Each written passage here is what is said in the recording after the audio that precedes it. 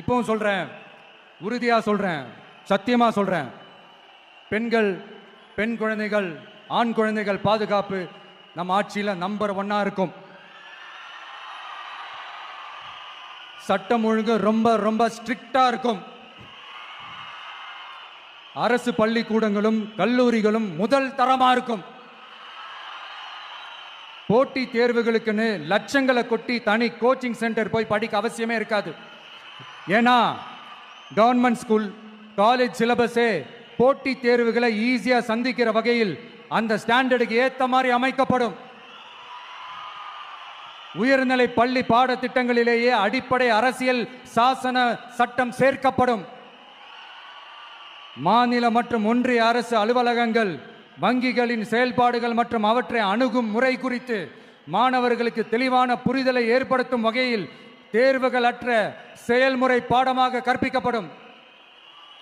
India முழுக்க உள்ள ஒன்றிய அரசு சார்ந்த கல்வி நிலையங்கள் மற்றும் அதன் சேர்க்கை அட்மிஷன் குறித்து புரிதலும் தெளிவும் மாணவர்களுக்கு உருவாக்கப்படும். அனைத்து அரசு பள்ளிகளிலும் பெண் குழந்தைகளுக்கு சுத்தமான, சுகாதாரமான மற்றும் தரமான கதவுகள் பொருத்தப்பட்ட ரெஸ்ட் ரூம்கள் அமைப்பது உறுதி செய்யப்படும்.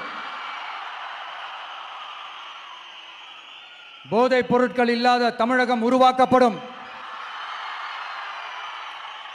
மாவட்ட கலெக்டர்கள் மற்றும் எஸ்பிக்களில் சரி பாதி பெண்களாக இருக்கும்படி செய்வோம்.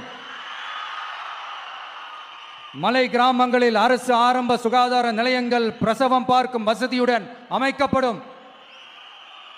பஸ் போக்குவரத்து இல்லாத கிராமங்கள் மற்றும் மலை கிராமங்களே இல்லை என்ற நிலை உருவாக்கப்படும்.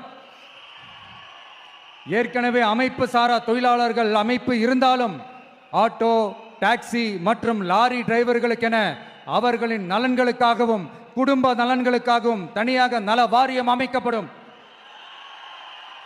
தென் தமிழகம் உட்பட தமிழகத்தின் தேவையான பகுதிகளில் தொழிற்சாலைகள் அமைக்கவும் தொழில் வளம் பெருக்கவும் தனி கவனம் செலுத்தப்படும்.